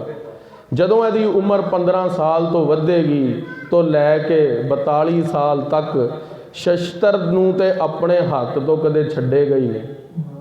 ਮਾਤਾ ਜੀ ਨੂੰ ਇਹ ਗੱਲ ਜੋਤਸ਼ੀ ਨੇ ਪਹਿਲਾਂ ਦੱਸ ਦਿੱਤੀ, ਤੇ ਮਾਤਾ ਦੀ ਇਹ ਗੱਲ ਸੁਣ ਕੇ ਸਾਰੇ ਮਾਤਾ ਹੋਰਾਂ ਨੇ ਕਿਹਾ ਬਈ 6ਵੇਂ ਪਾਤਸ਼ਾਹ ਹੋਰਾਂ ਨੇ ਵੀ ਜਿਵੇਂ ਸਾਰੀ ਉਮਰ ਜੰਗ ਜੁੱਧ ਕਰੇ ਨੇ, ਤੇ ਇਹ ਵੀ ਕਈਆਂ ਨੇ ਕਿਹਾ ਗੁਰੂ ਮੁਰੈਲਾ ਹੈ। ਮੁਰੈਲੇ ਦਾ ਅਰਥ ਹੁੰਦਾ ਮਾਰਨ ਵਾਲਾ। 10ਵੇਂ ਪਾਤਸ਼ਾਹ ਮਹਾਰਾਜ ਵਾਕਈ ਜ਼ੋਰ ਦੇ ਉੱਤੇ, ਤੇਗ ਦੀ ਜ਼ੋਰ ਦੇ ਉੱਤੇ ਬਾਦਸ਼ਾਹ ਔਰੰਗਜ਼ੇਬ ਨੂੰ ਵੀ ਝੁਕਾ ਦਿੱਤਾ। ਉਧਰ ਦੂਸਰੇ ਪਾਸੇ ਪੀਰ ਭੀਖਣ ਸ਼ਾਹ ਨੇ ਕਿਹਾ ਮਹਾਰਾਜ ਮੇਰੀ ਵੀ ਇੱਕ ਦਰਖਾਸਤ ਹੈ ਬਈ ਜਦੋਂ ਤੱਕ ਆਪ ਜੀ ਧਰਤੀ 'ਤੇ ਮੇਰਾ ਸਰੀਰ ਰਵੇ, ਮੈਂ ਇੱਕ ਇੱਛਾ ਚਾਹੁੰਦਾ ਕਿ ਤੁਸੀਂ ਜਦੋਂ ਬੋਲਣੇ ਵਾਲੇ ਹੋਵੋਗੇ ਨਾ ਸਰੀਰਕ ਰੂਪ ਦੇ ਅੰਦਰ, ਮੈਨੂੰ ਉਪਦੇਸ਼ ਜ਼ਰੂਰ ਦੇ ਕੇ ਜਾਣਾ ਬਈ ਮੈਨੂੰ ਬੋਲਦੇ ਹੋਏ ਤੁਹਾਡੇ ਦਰਸ਼ਨ ਕਰਨੇ ਨੇ। ਤੇ ਪੀਰ ਭੀਖਣ ਸ਼ਾਹ ਨੂੰ ਮਹਾਰਾਜ ਜੀ ਨੇ ਦਰਸ਼ਨ ਦਿੱਤੇ ਸੀਗੇ, ਤੇ ਦਰਸ਼ਨ ਦੇ ਕੇ ਮਹਾਰਾਜ ਜੇ ਦੂਜੀ ਵਾਰੀ ਹੁਣ ਪੀਰ ਜੀ ਵਾਪਸ ਜਾਣਗੇ ਕੜਾਮ, ਤੇ ਕਲਗੀਧਰ ਪਾਤਸ਼ਾਹ ਮਹਾਰਾਜ ਦਰਸ਼ਨ ਦੇਣਗੇ, ਉਪਦੇਸ਼ ਦੇਣਗੇ ਸਤਨਾਮ ਵਾਹਿਗੁਰੂ ਦਾ, ਤੇ ਇਹਨਾਂ ਦੀ ਮੁਕਤੀ ਹੋਏਗੀ, ਸੱਚਖੰਡ ਜਾਣਗੇ। ਉਹ ਪ੍ਰਸੰਗ ਅੱਗੇ ਆਣਾ ਹੈ। ਆਓ ਹੁਣ ਟੋਡੀ ਰਾਗ ਦੇ ਅੰਦਰ ਮਹਾਰਾਜ ਦੀ ਬਾਣੀ ਸਰਵਣ ਕਰੀਏ। ਸਤਨਾਮ ਸ਼੍ਰੀ ਵਾਹਿਗੁਰੂ ਸਾਹਿਬ ਜੀ। ਟੋਡੀ ਮਹਲਾ। ਟੋਡੀ ਰਾਗ ਹੈ, 9ਵੇਂ ਪਾਤਸ਼ਾਹ ਮਹਾਰਾਜ ਦੀ ਪਾਵਨ ਪਵਿੱਤਰ ਬਾਣੀ ਹੈ। ਇਹ ਵੀ ਸ਼ਬਦ ਮਹਾਰਾਜ ਨੇ ਬਾਬੇ ਬਕਾਲੇ ਦੀ ਧਰਤੀ ਤੇ ਇੱਕ ਸਿੱਖ ਦੀ ਜਗਿਆਸਾ ਜੋ ਸੀਗੀ ਪ੍ਰਸ਼ਨ ਦੀ, ਉਹ ਮਹਾਰਾਜ ਨੇ ਬਾਬੇ ਬਕਾਲੇ ਦੀ ਧਰਤੀ ਤੇ, ਜਿਵੇਂ ਸਤਿਗੁਰੂ ਮਹਾਰਾਜ ਨੇ ਗੌੜੀ ਰਾਗ ਦੇ 9 ਸ਼ਬਦ ਬਾਬੇ ਬਕਾਲੇ ਉਚਾਰਨ ਕੀਤੇ ਸੀ, ਆਹ ਟੋਡੀ ਰਾਗ ਦਾ ਇੱਕ ਸ਼ਬਦ ਹੈ 9ਵੇਂ ਪਾਤਸ਼ਾਹ ਦਾ 1718 ਅੰਗ ਤੇ, ਇਹ ਵੀ ਮਹਾਰਾਜ ਜੀ ਨੇ ਬਾਬੇ ਬਕਾਲੇ ਉਚਾਰਨ ਕੀਤਾ ਸੀ। ਇੱਕ ਓੰਕਾਰ ਸਤਿਗੁਰ ਪ੍ਰਸਾਦ। ਇੱਕ ਪਰਮਾਤਮਾ ਹੈ, ਓੰਕਾਰ ਸਾਰਿਆਂ ਨੂੰ ਪ੍ਰਕਾਸ਼ ਦੇਣ ਵਾਲਾ ਹੈ, ਖੁਦ ਨੂੰ ਵੀ ਜਾਣਦਾ ਹੈ ਤੇ ਉਸ ਤੋਂ ਪ੍ਰਕਾਸ਼ਮਾਨ ਜੋ ਜੀਵ ਨੇ ਉਹਨਾਂ ਨੂੰ ਵੀ ਜਾਣਦਾ ਹੈ। ਉਹ ਵਾਹਿਗੁਰੂ ਦੀ ਪ੍ਰਾਪਤੀ ਜੋ ਹੈ ਸੱਚੇ ਸਤਿਗੁਰਾਂ ਤੋਂ ਇਲਾਵਾ ਨਹੀਂ ਹੋ ਸਕਦੀ। ਕਹੋ ਕਹਾ ਆਪਣੀ ਅਧਮਾਈ। ਹੇ ਮਹਾਰਾਜ ਮੈਂ ਆਪਣੀ ਨੀਚਤਾਈ, ਮੈਂ ਆਪਣਾ ਹੋਛਾਪਨ ਕਿੱਥੇ ਤੱਕ ਗੱਲ ਕਰਾਂ ਉਸ ਦੀ। ਉਰਜਿਓ ਕਨਕ ਕਾਮਨੀ ਕੇ ਰਸ ਨਹਿ ਕੀਰਤ ਪ੍ਰਭ ਗਾਈ। ਹੇ ਮਹਾਰਾਜ ਮੈਂ ਉਰਜਿਆ ਪਿਆ ਕਿਨਾਂ ਦੇ ਅੰਦਰ, ਕਨਕ, ਕਨਕ ਕਹਿੰਦੇ ਨੇ ਸੋਨੇ ਨੂੰ, ਮਾਇਆ ਦੇ ਅੰਦਰ, ਧਨ ਦੇ ਅੰਦਰ, ਕਾਮਨੀ ਇਸਤਰੀ ਦੇ ਨਾਲ ਮੇਰਾ ਹੇਤ ਹੈ ਕਿ ਰਸ ਨਹਿ ਕੀਰਤ ਪ੍ਰਭ ਗਾਈ। ਇਹਨਾਂ ਦੇ ਰਸ ਦੇ ਅੰਦਰ ਆਪਣਾ ਜੀਵਨ ਖਰਾਬ ਕਰ ਰਿਹਾ ਤੇ ਵਾਹਿਗੁਰੂ ਦੀ ਕੀਰਤੀ ਮੈਂ ਰਸਨਾ ਤੋਂ ਨਹੀਂ ਗਾਉਂਦਾ। ਵਿਸ਼ਰਾਮ ਦੇ ਕੇ ਗੁਰਦੇਵ ਫੁਰਮਾਨ ਕਰਦੇ ਨੇ, ਜਗ ਝੂਠੇ ਕੋ ਸਾਚ ਜਾਣ ਕੈ ਤਾਸਿਓ ਰਚ ਉਪਜਾਈ। ਹੇ ਵਾਹਿਗੁਰੂ ਜੀ ਮੈਂ ਇਸ ਝੂਠੇ ਸੰਸਾਰ ਨੂੰ, ਜਗ ਸੁਪਨੇ ਕੀ ਨਿਆਈ, ਇਹ ਸੁਪਨੇ ਦੀ ਨਿਆਈ ਸੰਸਾਰ ਨੂੰ ਸੱਚਾ ਜਾਣ ਕੇ ਤੇ ਮੈਂ ਉਸ ਦੇ ਨਾਲ ਰੁਚੀ ਉਪਜਾਈ ਹੋਈ ਹੈ। ਰੁਚੀ ਕਹਿੰਦੇ ਨੇ ਉਸ ਦੇ ਅੰਦਰੋਂ ਆਨੰਦ ਲੈਣਾ, ਰਸ ਲੈਣਾ। ਹਾਂ ਦੀਨ ਬੰਦ ਸਿਮਰਿਓ ਨਹੀਂ ਕਬਹੂ ਹੋਤ ਜੋ ਸੰਗ ਸਹਾਈ। ਹੇ ਵਾਹਿਗੁਰੂ ਅਕਾਲ ਪੁਰਖ ਜੀ, ਮੈਂ ਦੀਨ ਬੰਦ ਸਿਮਰਿਓ ਨੈ ਕਬਹੂ, ਮੈਂ ਕਦੀ ਵੀ ਉਸ ਦੀਨਾ ਬੰਧੂ ਵਾਹਿਗੁਰੂ ਅਕਾਲ ਪੁਰਖ ਨੂੰ ਸਿਮਰਨਾ ਨਹੀਂ ਕੀਤਾ। ਵਾਹਿਗੁਰੂ ਵਾਹਿਗੁਰੂ ਵਾਹਿਗੁਰੂ ਵਾਹਿਗੁਰੂ ਦਾ ਸਿਮਰਨ ਨਹੀਂ ਕਰਦਾ।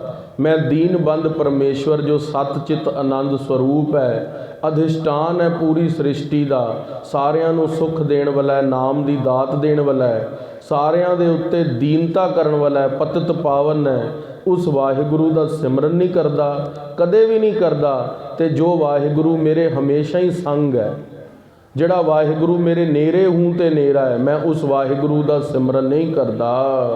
ਮਗਨ ਰਹਿਓ ਮਾਇਆ ਮੈਂ ਨਿਸ ਦਿਨ, ਛੁਟੀ ਨ ਮਨ ਕੀ ਕਾਈ। ਤੇ ਮੈਂ ਮਾਇਆ ਦੇ ਰਸ ਦੇ ਅੰਦਰ, ਚੇਤਨ ਮਾਇਆ ਜੜ ਮਾਇਆ ਦੇ ਅੰਦਰ ਦਿਨ ਰਾਤ ਹੀ ਉਲਝਿਆ ਪਿਆ।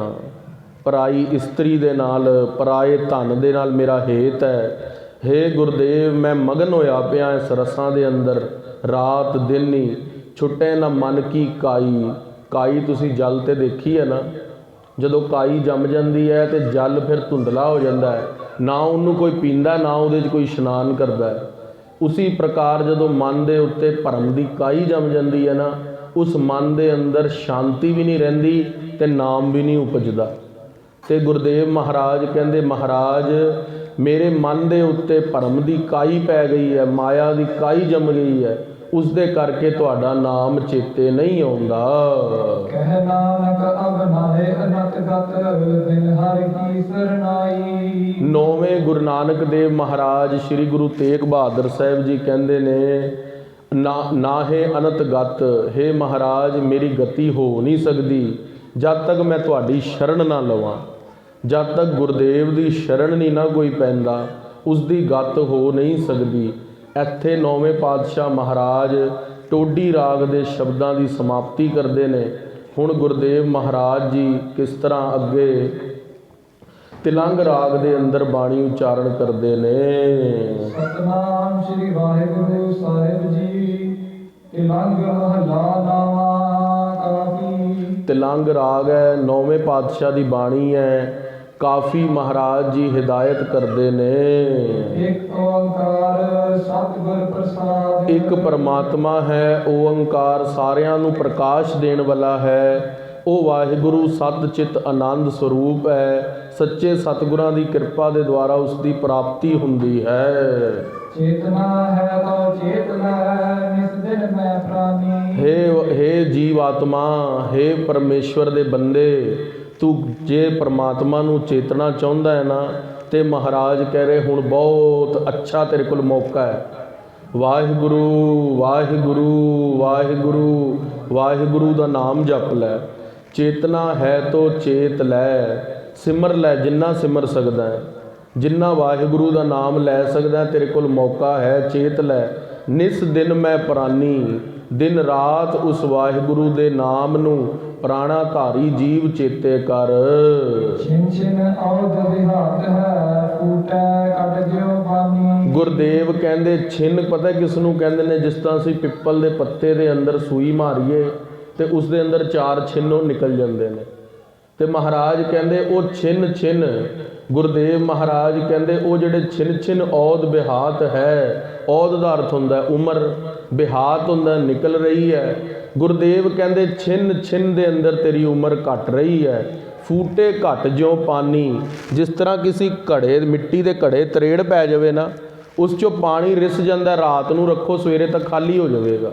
ਗੁਰਦੇਵ ਕਹਿੰਦੇ ਤੇਰੀ ਉਮਰ ਵੀ ਇਸੇ ਤਰ੍ਹਾਂ ਘਟ ਰਹੀ ਹੈ। ਛਿਨ ਛਿਨ ਔਦ ਬਿਹਾਤ ਹੈ, ਫੂਟੇ ਘਟ ਜਿਉ ਪਾਣੀ, ਜਿਸ ਤਰ੍ਹਾਂ ਟੁੱਟੇ ਹੋਏ ਘੜੇ ਦੇ ਅੰਦਰੋਂ ਤਰੇੜ ਪਏ ਘੜੇ 'ਚੋਂ ਪਾਣੀ ਨਿਕਲ ਰਿਹਾ, ਤੇਰੀ ਉਮਰ ਘਟ ਰਹੀ ਹੈ।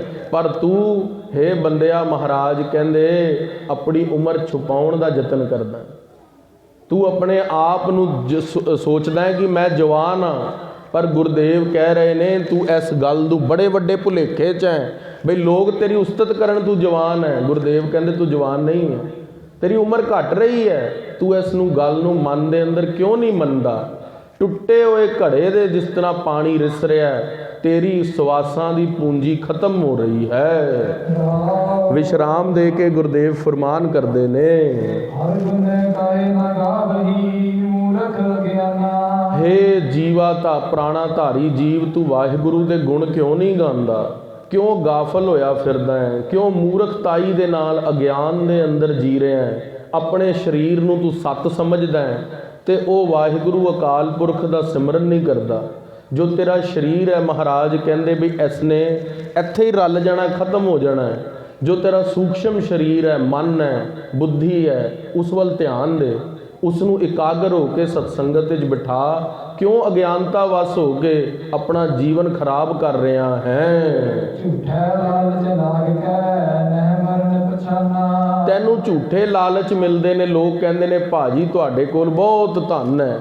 ਉਹ ਗੁਰਦੇਵ ਮਹਾਰਾਜ ਕਹਿ ਰਹੇ ਨੇ ਤੇਰੇ ਨਾਲ ਝੂਠ ਹੋ ਰਿਹਾ, ਉਹ ਧਨ ਤੇਰਾ ਨਹੀਂ ਹੈ, ਉਹ ਧਨ ਤੇਰਾ ਨਹੀਂ ਹੈ। ਉਹ ਤੇਰੇ ਜਾਣ ਤੋਂ ਬਾਅਦ ਉਸਦੇ ਹੱਕਦਾਰ ਬਹੁਤ ਬੈਠੇ ਨੇ ਤੇ ਤੇਰੀ ਝੂਠੀ ਵਡਿਆਈ ਕਰਦੇ ਨੇ। ਤੇਰੇ ਅੰਦਰ ਬਹੁਤ ਗੁਣ ਨੇ, ਉਹ ਗੁਣ ਤੇਰੇ ਨਹੀਂ ਨੇ, ਉਹ ਪਰਮੇਸ਼ਵਰ ਨੇ ਤੈਨੂੰ ਗੁਣ ਦਿੱਤੇ ਨੇ, ਪਰਮੇਸ਼ਵਰ ਦੇ ਗੁਣ ਨੇ।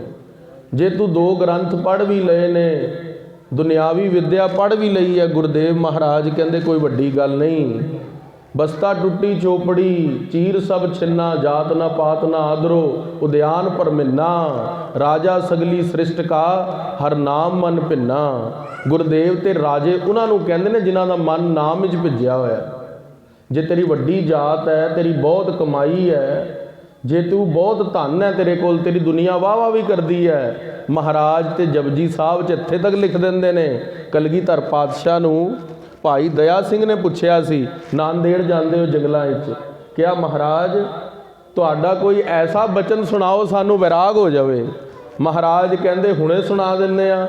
ਸਤਿਗੁਰੂ ਕਹਿੰਦੇ ਜੇ ਜੁਗ ਚਾਰੇ ਆਰਜਾ, ਹੋਰ ਦਸੂਣੀ ਹੋਏ, ਨਵਾਂ ਖੰਡਾਂ ਵਿੱਚ ਜਾਣੀਐ, ਨਾਲ ਚੱਲੈ ਸਭ ਕੋਏ। ਮਹਾਰਾਜ ਕਹਿੰਦੇ ਚਾਰੇ ਜੁਗਾਂ ਜਿੰਨਾ ਤੇਰੀ ਉਮਰ ਹੋਵੇ, ਨਵਾਂ ਖੰਡਾਂ ਦੇ ਅੰਦਰ ਤੇਰਾ ਨਾਂ ਵੱਜਦਾ ਹੋਵੇ, ਪਰ ਗੁਰਦੇਵ ਕਹਿੰਦੇ ਜੇ ਤਿਸ ਨਦਰ ਨਾ ਆਵਈ ਤਾਂ ਬਾਤ ਨਾ ਪੁੱਛੈ ਕਿ। ਜੇ ਅਕਾਲ ਪੁਰਖ ਵਾਹਿਗੁਰੂ ਦੇ ਤੂੰ ਸਿਮਰਨ 'ਚ ਨਹੀਂ ਜੁੜਦਾ, ਅਕਾਲ ਪੁਰਖ ਵਾਹਿਗੁਰੂ ਦੀ ਤੇਰੇ ਉੱਤੇ ਨਜ਼ਰ ਨਹੀਂ ਹੈ, ਤੂੰ ਸੰਗਤ ਦਾ ਆਦਰ ਨਹੀਂ ਕਰਦਾ, ਗੁਰਸਿੱਖਾਂ ਦਾ ਭੈ ਨਹੀਂ ਕਰਦਾ, ਮਹਾਰਾਜ ਦੇ ਗ੍ਰੰਥਾਂ ਦੇ ਉੱਤੇ ਸ਼ਰਧਾ ਨਹੀਂ ਰੱਖਦਾ, ਤੇ ਗੁਰਦੇਵ ਕਹਿੰਦੇ ਵੀ ਤੇਰਾ ਜਿਹੜਾ ਜੀਵਨ ਹੈ ਉਹ ਵਿਅਰਥ ਹੈ। ਸਾਨੂੰ ਗ੍ਰੰਥਾਂ ਦੇ ਉੱਤੇ ਸ਼ਰਧਾ ਹੈ, ਸਾਨੂੰ ਸੰਤਾਂ ਦੇ ਉੱਤੇ, ਮਹੰਤਾਂ ਦੇ ਉੱਤੇ ਤੁਹਾਡੀ ਸੰਗਤ ਪਰਮੇਸ਼ਵਰ ਬਰਾਬਰ ਹੈ। ਇਸ ਗੱਲ ਨੂੰ ਮਨ 'ਚ ਜਾਣਨਾ ਪਵੇਗਾ, ਪ੍ਰਤੀਤ ਲਿਆਣੀ ਪਵੇਗੀ, ਭਰੋਸਾ ਲਿਆਣਾ ਪਵੇਗਾ। ਅੱਜ ਫੇਸਬੁੱਕ WhatsApp ਦੇ ਉੱਤੇ ਬਹੁਤ ਦੁਨੀਆ ਪ੍ਰਚਾਰ ਕਰ ਰਹੀ ਹੈ, ਤੁਹਾਨੂੰ ਅਸ਼ਰਦਿਕ ਬਣਾ ਰਹੀ ਹੈ ਦਿਨ ਰਾਤ, ਪਰ ਗੁਰਦੇਵ ਮਹਾਰਾਜ ਕਹਿੰਦੇ ਉਸ ਦੀ ਨਜ਼ਰ ਬਹੁਤ ਜ਼ਰੂਰੀ ਹੈ। ਕਲਗੀਧਰ ਪਾਤਸ਼ਾਹ ਨੇ ਭਾਈ ਦਇਆ ਸਿੰਘ ਨੂੰ ਜੰਗਲਾਂ ਦੇ ਅੰਦਰ ਇਹ ਬਚਨ ਕਿਹਾ ਸੀ, ਕਹਿੰਦੇ ਇਸ ਤੋਂ ਉੱਤੇ ਵਿਰਾਗ ਨਹੀਂ ਹੋ ਸਕਦਾ ਜੋ ਗੁਰੂ ਨਾਨਕ ਸਾਹਿਬ ਨੇ ਪੌੜੀ ਉਚਾਰਨ ਕੀਤੀ ਹੈ। ਸੋ ਰਹੋ ਵਿਚਾਰ। ਮਹਾਰਾਜ ਕਹਿੰਦੇ ਤੂੰ ਝੂਠੇ ਲਾਲਚ ਲੱਗ ਕੇ ਆਪਣਾ ਜਿਹੜਾ ਜੀਵਨ ਹੈ ਗਵਾ ਰਿਹਾ ਤੇ ਮਰਨ ਨੂੰ ਨਹੀਂ ਪਛਾਣਦਾ। ਮਹਾਰਾਜ ਕਹਿੰਦੇ ਤੇਰੀ ਜਿੰਨੀ ਵੀ ਉਮਰ ਹੈ, ਮਹਾਰਾਜ ਕਹਿੰਦੇ ਹਜੇ ਕੁਝ ਨਹੀਂ ਬੀਤਿਆ, ਪਾਛੇ ਜੋ ਬੀਤੀ ਸੋ ਬੀਤੀ। ਨੰਦ ਲਾਲਾ ਜਿਹੜੀ ਪਿੱਛੇ ਉਮਰ ਬੀਤ ਗਈ ਸੋ ਬੀਤ ਗਈ, ਹੁਣ ਵਾਹਿਗੁਰੂ ਦਾ ਸਿਮਰਨ ਕਰ ਲੈ, ਆਪਣੀ ਰਸਨਾ ਤੋਂ ਜਪ ਲੈ ਸਤਨਾਮ ਵਾਹਿਗੁਰੂ ਵਾਹਿਗੁਰੂ ਵਾਹਿਗੁਰੂ ਜਪ ਲੈ। ਸੁਖਮਨੀ ਸਾਹਿਬ ਦਾ ਪਾਠ ਉੱਠ ਕੇ ਅੰਮ੍ਰਿਤ ਵੇਲੇ ਕਰ ਲੈ, ਆਸਾਂ ਦੀ ਵਾਰ ਦੀ ਬਾਣੀ ਪੜ੍ਹ ਲੈ, ਗੁਰਦੇਵ ਮਹਾਰਾਜ ਦੀ ਸਿੱਧ ਗੋਸ਼ਟ ਪੜ੍ਹ, ਦੱਖਣੀ ਓੰਕਾਰ ਦੀ ਬਾਣੀ ਪੜ੍ਹ, ਅਕਾਲ ਉਸਤਤ ਪੜ੍ਹ, ਚੰਡੀ ਦੀ ਵਾਰ ਪੜ੍ਹ, ਬ੍ਰਹਮ ਕਵਚ ਪੜ੍ਹ। ਗੁਰਦੇਵ ਕਹਿੰਦੇ ਆਪਣਾ ਜੀਵਨ ਵਿਅਰਥ ਨਾ ਗਵਾ। ਜਿੰਨੀ ਤੂੰ ਬਾਣੀ ਪੜ੍ਹ ਸਕਦਾ ਪੜ੍ਹ, ਕੁਝ ਨਹੀਂ, ਰੋਜ਼ ਦਾ ਇੱਕ ਅੰਗ ਗੁਰੂ ਗ੍ਰੰਥ ਸਾਹਿਬ ਦਾ ਤਾਂ ਅਸੀਂ ਸਾਰੇ ਕਰ ਸਕਦੇ ਹਾਂ। ਉਹ ਅਸੀਂ ਕਿਉਂ ਨਹੀਂ ਪੜ੍ਹਦੇ? ਅਸੀਂ ਕਿਉਂਕਿ ਮਰਨੇ ਨੂੰ ਨਾ ਸੱਚ ਨਹੀਂ ਜਾਣਦੇ। ਮਰਨਾ ਸੱਚ ਹੈ। ਮਹਾਰਾਜ ਕਹਿੰਦੇ ਨੇ ਅਜੂ ਕੱਛ ਬਿਗੜਿਓ ਨਹੀਂ, ਕੁਝ ਨਹੀਂ ਵਿਗੜਿਆ ਹਜੇ ਵੀ। ਜੋ ਪ੍ਰਭ ਗੁਣ ਗਾਵੈ, ਤੂੰ ਪ੍ਰਭੂ ਦੇ ਗੁਣ ਗਾ ਲੈ, ਹਜੇ ਵੀ ਤੇਰੀ ਉਮਰ ਪਈ ਹੈ, ਸੁਧਰ ਜਾ ਬੰਦਿਆ। ਵਾਹਿਗੁਰੂ ਵਾਹਿਗੁਰੂ ਵਾਹਿਗੁਰੂ ਦਾ ਸਿਮਰਨ ਕਰਨ ਦੇ ਨਾਲ ਨਿਰਭਉ ਜਪਣ ਦੇ ਨਾਲ ਮਹਾਰਾਜ ਕਹਿੰਦੇ ਤੂੰ ਵੀ ਨਿਰਭਉ ਹੋ ਜਾਵੇਂਗਾ। ਛੇਵੇਂ ਪਾਤਸ਼ਾਹ ਨੂੰ ਇੱਕ ਸਿੱਖ ਨੇ ਕਿਹਾ ਸੀ, ਮਹਾਰਾਜ ਪਰਮੇਸ਼ਵਰ ਆਪਣੇ ਗੁਣ ਗਵਾਉਣ ਦਾ ਇੱਛਕ ਹੈ। ਜੇ ਅਸੀਂ ਪਰਮੇਸ਼ਵਰ ਦੇ ਗੁਣ ਗਾਉਂਦੇ ਹਾਂ, ਮਹਾਰਾਜ ਦੀ ਬਾਣੀ ਚ ਆਉਂਦਾ ਹੈ, ਜੋ ਜਨ ਤੁਮਰੀ ਭਗਤ ਕਰਨ ਤੇ ਤਿਨਕੇ ਕਾਜ ਸਵਾਰਤਾ, ਵੀ ਜੋ ਉਹਦੀ ਭਗਤੀ ਕਰਦੇ ਨੇ ਉਹਨਾਂ ਦੇ ਕਾਜ ਸਵਾਰਦਾ ਹੈ। ਛੇਵੇਂ ਪਾਤਸ਼ਾਹ ਕਹਿੰਦੇ ਜੋ ਤੁਸੀਂ ਜਾਪ ਜਪੋਗੇ ਰਸਨਾ ਤੋਂ, ਐਸੀ ਜਦੋਂ ਸਕੂਲ ਵੱਲ ਜਾਈਏ ਨਾ, ਕਾਲਜ ਤੋਂ ਸੜਕ ਮੁੜੀਏ, ਅੱਜ ਸਵੇਰੇ ਦਾਸ ਜਾ ਰਹੇ ਤੇ ਬੜੀ ਸੋਹਣੀ ਪੰਕਤੀ ਲਿਖੀ ਹੈ, ਕਹਿੰਦੇ ਜੋ ਆਪ ਸੋਚते हैं वो आप बन जाते हैं। ਛੇਵੇਂ ਪਾਤਸ਼ਾਹ ਦੀ ਸਾਖੀ ਮੈਨੂੰ ਚੇਤੇ ਆ ਗਈ। ਛੇਵੇਂ ਪਾਤਸ਼ਾਹ ਨੇ ਸਿੱਖ ਨੂੰ ਕਿਹਾ ਸੀ, ਜੋ ਤੁਸੀਂ ਰਸਨਾ ਤੋਂ ਜਪਦੇ ਹੋ ਨਾ, ਉਹੀ ਤੁਸੀਂ ਮਹਾਰਾਜ ਕਹਿੰਦੇ ਬਣ ਜਾਓਗੇ। ਤੁਸੀਂ ਜਪਦੇ ਰਹੋ, ਦਲ ਭੰਜਨ ਗੁਰ ਸੂਰਮਾ ਵਡ ਜੋਧਾ ਬਹੁ ਪਰਉਪਕਾਰੀ, ਤੁਹਾਡੇ ਅੰਦਰ ਪਰਉਪਕਾਰ ਦੇ ਗੁਣ ਉਪਜ ਜਾਣਗੇ। ਜੋ ਹਿਰਦੇ ਦੇ ਅੰਦਰ ਤੁਸੀਂ ਜਿੱਦਾਂ ਦਾ ਸਿਮਰਨ ਕਰੋਗੇ, ਸਿਮਰਨ ਕਰਦੇ ਹੋਏ ਪਰਮੇਸ਼ਵਰ ਤਾਂ ਅੰਤਰਯਾਮੀ ਹੈ, ਸਿਮਰਨ ਕਰਦੇ ਹੋਏ ਜੋ ਇੱਛਾ ਧਾਰੋਗੇ ਉਹ ਪੂਰੀ ਹੋਵੇਗੀ। ਪਰ ਸਰਵੋਤਮ ਇੱਛਾ ਪ੍ਰਭੂ ਕੋ ਪ੍ਰਭੂ ਕੇ ਮੰਗਨੇ ਕੀ ਹੈ। ਜੇ ਅੰਮ੍ਰਿਤ ਵੇਲੇ ਉੱਠ ਕੇ ਵੀ ਪ੍ਰਭੂ ਤੋਂ ਪਦਾਰਥ ਮੰਗਿਆ ਤਾਂ ਉਹ ਭਜਨ ਕੀਤਾ ਖਾਲਸਾ ਜੀ ਉੱਤਮ ਸ਼੍ਰੇਣੀ 'ਚ ਨਹੀਂ, ਮੱਧਮ ਸ਼੍ਰੇਣੀ 'ਚ ਗਿਣਿਆ ਜਾਵੇਗਾ। ਉੱਤਮ ਸ਼੍ਰੇਣੀ ਆ ਅੰਮ੍ਰਿਤ ਵੇਲੇ ਉੱਠ ਕੇ ਸੁਖਮਨੀ ਸਾਹਿਬ ਕਰਕੇ, ਆਸਾਂ ਦੀ ਵਾਰ, ਜਪਜੀ ਸਾਹਿਬ 5 ਬਾਣੀਆਂ ਪੜ੍ਹ ਕੇ ਵਾਹਿਗੁਰੂ ਤੋਂ ਵਾਹਿਗੁਰੂ ਨੂੰ ਮੰਗੀਏ, ਉਹ ਉੱਤਮ ਭਗਤੀ ਹੈ। ਸੋ ਗੁਰਦੇਵ ਮਹਾਰਾਜ ਕਹਿੰਦੇ ਅਜੂ ਕੱਛ ਬਿਗੜਿਓ ਨਹੀਂ ਜੋ ਪ੍ਰਭ ਗੁਣ ਗਾਵੈ। ਮਹਾਰਾਜ ਕਹਿੰਦੇ ਕੁਝ ਨਹੀਂ ਵਿਗੜਿਆ, ਪ੍ਰਭੂ ਦੇ ਗੁਣ ਗਾ ਲੈ। ਗੁਰਦੇਵ ਕਹਿੰਦੇ ਨੌਵੇਂ ਗੁਰੂ ਨਾਨਕ ਉਹ ਵਾਹਿਗੁਰੂ ਦੀ ਭਗਤੀ ਦੇ ਨਾਲ ਨਿਰਭੈ ਦੀ ਅਵਸਥਾ, ਨਿਰਭਉ ਦੀ ਅਵਸਥਾ ਪ੍ਰਾਪਤ ਹੋਵੇਗੀ। ਤੂੰ ਵਾਹਿਗੁਰੂ ਦੇ ਗੁਣ ਗਾ, ਵਾਹਿਗੁਰੂ ਦੇ ਵਿੱਚ ਹੀ ਸਮਾ ਜਾਵੇਂਗਾ।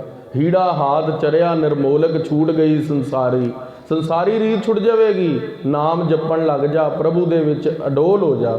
ਸੋ ਇੰਨੇ ਕੁ ਬਚਨ ਪ੍ਰਵਾਨ ਕਰਨੇ, ਅਜੂ ਕੱਛ ਬਿਗੜਿਓ ਨਹੀਂ ਜੋ ਪ੍ਰਭ ਗੁਣ ਗਾਵੈ। ਕਹੋ ਨਾਨਕ ਤੇ ਭਜਨ ਤੇ ਨਿਰਭੈ ਪਦ ਪਾਵੈ। ਵਾਹਿਗੁਰੂ ਜੀ ਕਾ ਖਾਲਸਾ, ਵਾਹਿਗੁਰੂ ਜੀ ਕੀ ਫਤਿਹ। ਸੰਗਤ ਨੂੰ ਬੇਨਤੀ ਹੈ